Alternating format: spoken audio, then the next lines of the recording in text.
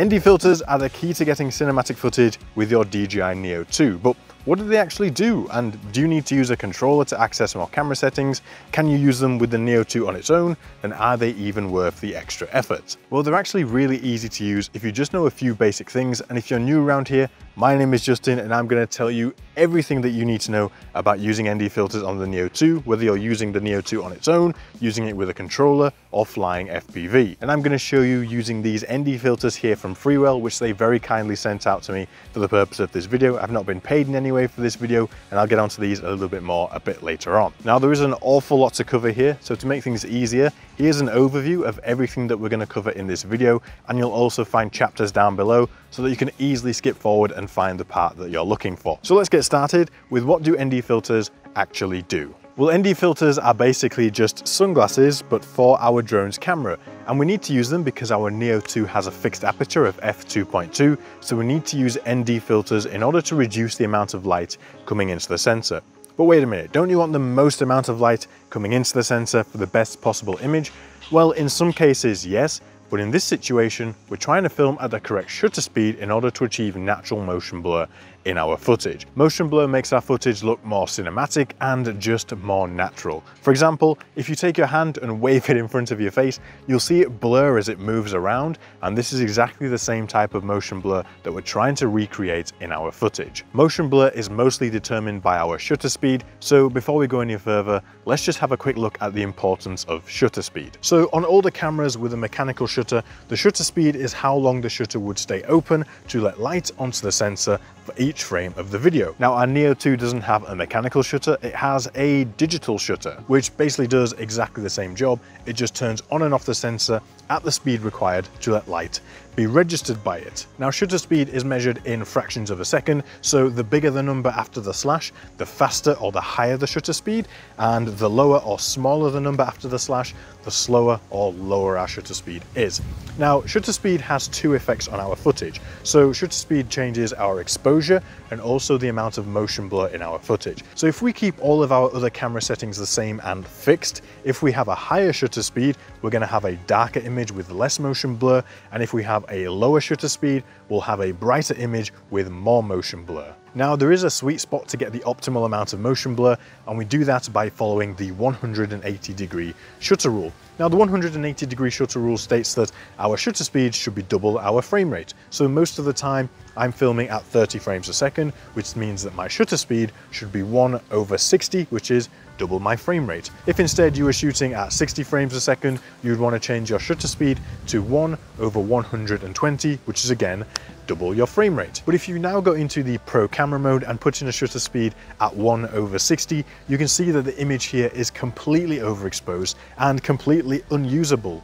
And this is the situation where you use an ND filter, you pop the sunglasses on the front, and that now gives us the correct exposure whilst retaining all of those optimal settings and shutter speed to get natural motion blur in our footage. Okay, so now let's take a look at some of the filter options that are available to us for the Neo 2. So like I said, Frewell very kindly sent out this mega pack of filters here for the Neo 2. So let's just run through what all of them do and when you should be using them. So first off, we'll have a look at their standard pack ND filters. These are just bog standard ND filters.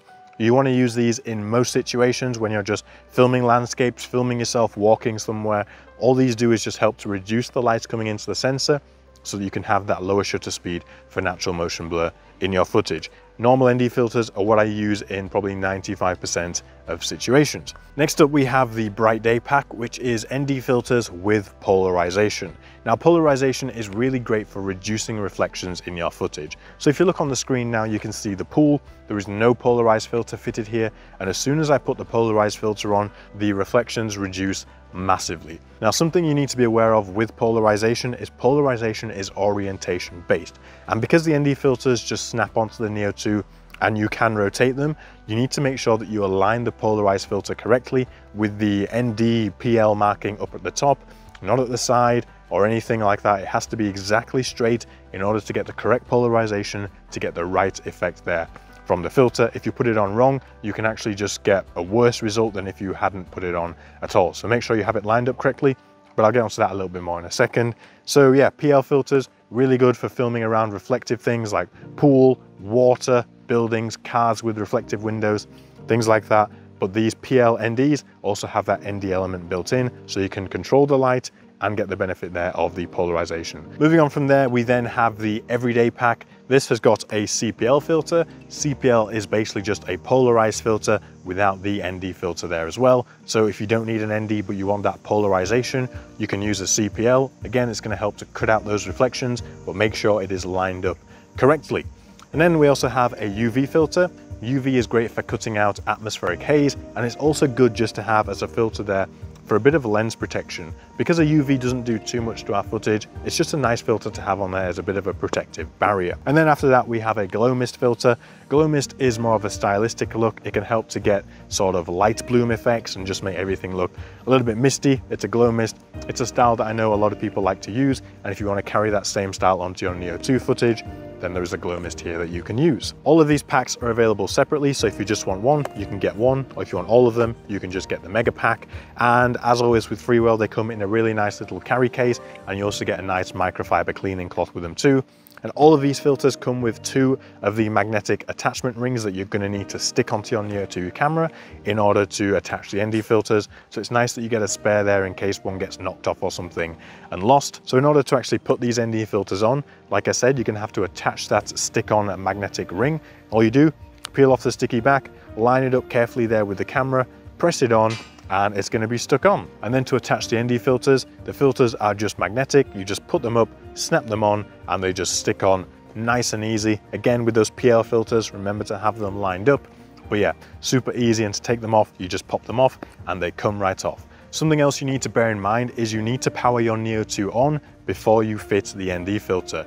If you fit the ND filter first and the gimbal goes into its sweep for the calibration, the ND filter can actually prevent the gimbal from moving all the way to its endpoint and therefore giving you a failed calibration. So just make sure the ND filter is off and then put it on once the Neo 2 has powered up.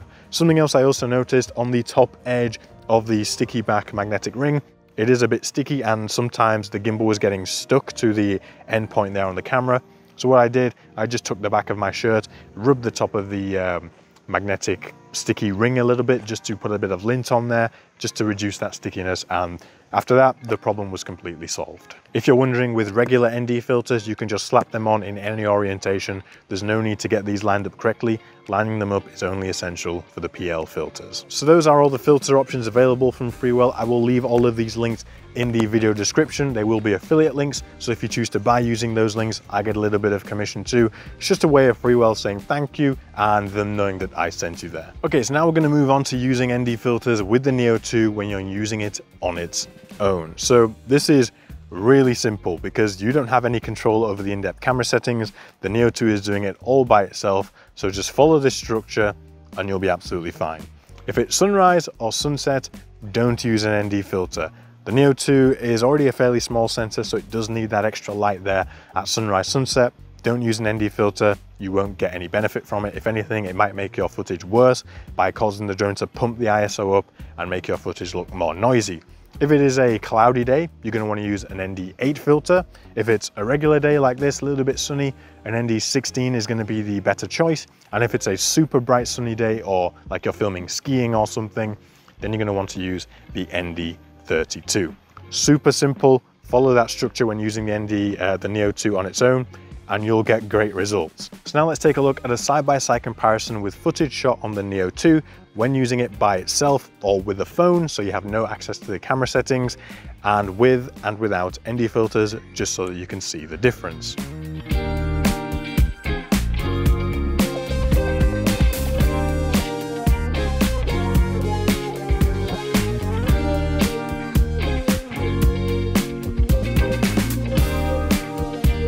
As you can see here, even without full access to the camera settings, attaching that ND filter is definitely helping us to get more natural motion blur in our footage and just make things look more cinematic.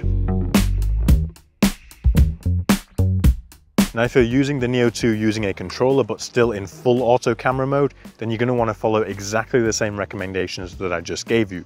Sunrise, sunset, no ND, cloudy day, ND8, regular day, ND16, and a super bright situation, ND32. So you can see that if you're using the Neo 2 on its own or using full auto camera settings, it is super easy. And if you like just how easy that is, do me a favor and hit the subscribe button below. It really helps me to grow this channel and push to get even better videos for you. And if you're enjoying learning all about ND filters on the Neo 2, make sure to just give me a little bit of kickback there and press that subscribe button.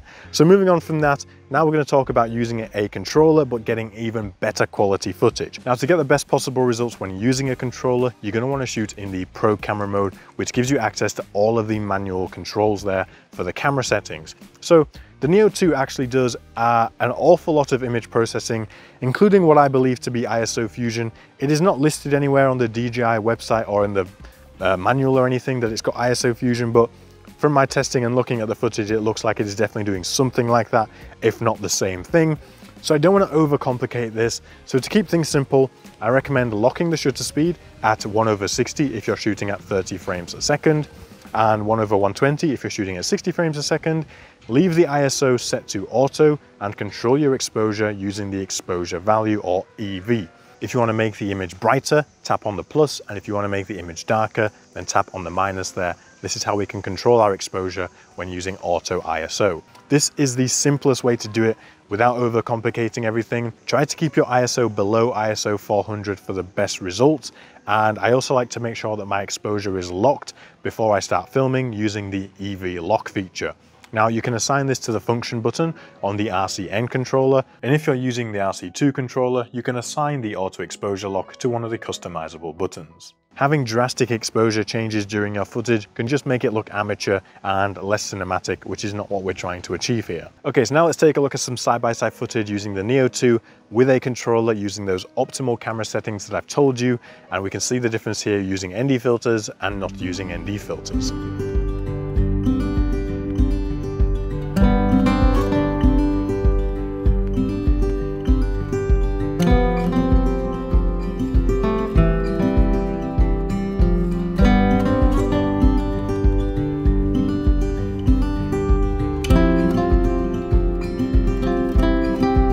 Now you can see here with those optimal camera settings in there and ND filters on, we get way more motion blur in our footage. Everything looks more cinematic, it's not over sharpened, and everything here just looks a whole lot more natural, which is exactly what we're trying to achieve. Now, using ND filters is a great way to start improving the overall quality of your video footage. And if you are filming using a regular style controller, I also have an advanced drone videography course where I teach an awful lot more about all the things that you need to know to become a truly cinematic drone pilot. Now, I also have a completely free weekly newsletter where I give you the latest drone news, hot tips, and a little bit of a sneak peek into what's going on in my life when it comes to drones. It's completely free to sign up to. I send it to you every single week, and I will leave that linked in the video description along with the link to my course. Okay, so now let's take a look at using ND filters on the Neo 2 when flying in FPV. Now for this, I recommend shooting in full manual camera mode. Now, if you do want to shoot in auto, just follow the sort of recommendations that I gave for using the Neo 2 on its own, but the best results here are going to come with manual camera controls. And here we're going to want to set our ISO to ISO 100 so that we get the cleanest image. If we increase the ISO too much, we're going to get noise and grain in our footage, which doesn't look very nice. So we want ISO 100. We're going to shoot at 4K 60. The reason we're shooting at 4K 60 instead of 4K 30 is because the image transmission to the goggles is also going to be at 60 frames a second, which is a much nicer flying experience than flying at 30 frames a second. So because of that, I always recommend people shoot in 4K 60 whenever flying FPV with these DJI products. So we're going to shoot at 4K 60, which means our shutter speed should be 1/120, which is double the frame rate. Those are the main settings that we need to make sure are correct to get natural motion blur in our footage. The rest you can set as per your preference, but to get natural motion blur, we need 4K 60, 1/120, and the ISO as low as possible, ISO 100. Now in this situation, you'll see the footage is overexposed. You're then going to want to pop an ND filter on the front, which helps to bring that exposure down to the correct level. You'll see a little value displayed in your camera settings bar. This is giving you a real-time exposure value readout, and the drone thinks that a value here of 0.0 is perfectly exposed, so try and get it as close to this as you can when selecting an ND filter, and if in doubt, I always err on the side of being ever so slightly under and then I can just brighten the image in post-production. Now, when you do that, your FPV footage is going to thank you for it, because motion blur and FPV go hand in hand. It's a beautiful marriage there. And as you're flying low and swooping, you're getting that beautiful motion blur as you pass things. It is absolutely vital, in my opinion, for FPV footage. So in order to show you, let me do a side-by-side comparison of an ND filter on and an ND filter off when flying FPV.